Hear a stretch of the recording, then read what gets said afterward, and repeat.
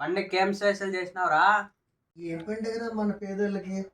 మొన్న పోతే అక్కడ శనక్కాయలకి కేజీ 100 రూపాయలు, అనపకాయలు కేజీ 100 రూపాయలు చెప్తున్నారా. మన పేదలు ఎట్లా తింటాము? అందుకని పండగే వద్దనుకొని మనసంగా కూర్చున్నాను రా.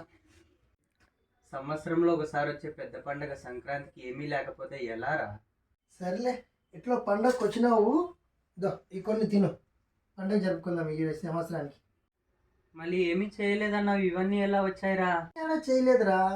పొద్దున్నే పూట 8 గంటల మధ్యలో అట్లా రోడ్లో పోతాంటే ప్రతి ఒక్కరు ఇంటి ముందర గొబ్బెమ్మ ముందర ఇట్లా అనపకాయలు చినక్కాయలు పెట్టిండ్రి. అన్నీ తీసుకొని వస్తే ఒక అర్ధ కేజీ అయినాయి. కొన్ని నేను తిన్నాను, కొన్ని నీవు వచ్చినావు కదా నీకు ఇచ్చినాను. పేడ వాసన వస్తుందిరా. ముక్కు మూసుకొని తినేరా. నాకు వద్దులేరా, నేను పోయేస్తా.